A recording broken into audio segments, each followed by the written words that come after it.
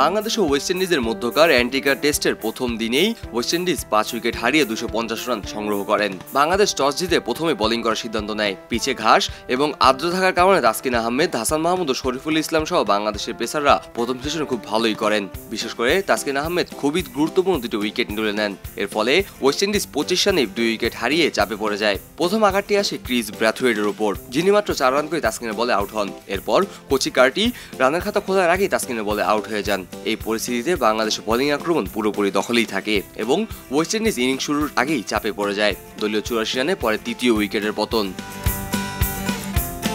হজ run out হওয়ার পরে বাংলাদেশ আশাবাদী হয়ে ওঠে যে দ্রুত উইকেটগুলো তুলে নেবে। তবে মিকাইল লুইস এবং অ্যালিক অ্যাথানেজের মধ্যকার ১৪০ রানের পার্টনারশিপ করেন। এই দুই ব্যাটসম্যান কিছুটা প্রতিরোধ করে ওয়েস্ট ইন্ডিজ স্কোর ২০০ ছুঁতে সাহায্য করেন।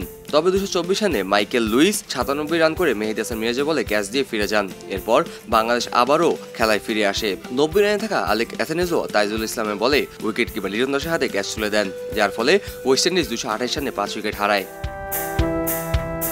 শেষ পর্যন্ত ওয়েস্ট ইন্ডিজ তাদের প্রথম দিনের খেলা ২৫০ রানে গিয়েই থামে, হারায় ৫ উইকেট। দলের পক্ষ থেকে জোশুয়া ডি সিলভা ১৪ রান এবং রেমন রাইফারা ১১ রান করে অপরাজিত যাচ্ছেন। প্রথম দিনের খেলা শেষে বাংলাদেশের বোলিং ছিল যথেষ্ট শক্তিশালী। তাসকিন আহমেদ ২টি উইকেট নিয়েছেন, মেহেদী হাসান মিরাজ ও তাইজুল ইসলামের একটি করে উইকেট নিয়েছেন। প্রথম দিনের খেলার পর বাংলাদেশ তাদের দাপটে জয় বজায় রেখেছে এবং আশা করা যাচ্ছে যে আগামী দিনগুলোতেই বাকি ৫টি উইকেটও দ্রুত নিয়ে নেবে ওয়েস্ট ইন্ডিজের। বাংলাদেশ যদি তাদের আক্রমণ ধরে রাখতে পারে এবং বাকি উইকেটগুলো যদি দ্রুত তুলতে সক্ষম হয়, তবে তারা ম্যাচের নিয়ন্ত্রণ নিশ্চিত করতে পারবে। প্রথম দিন শেষে বাংলাদেশ অবশ্যই কিছুটা আগ্রাসী অবস্থান রয়েছে এবং তাদের লক্ষ্য আর বাকি উইকেটগুলো নিয়ে ইনিংস শেষ করা।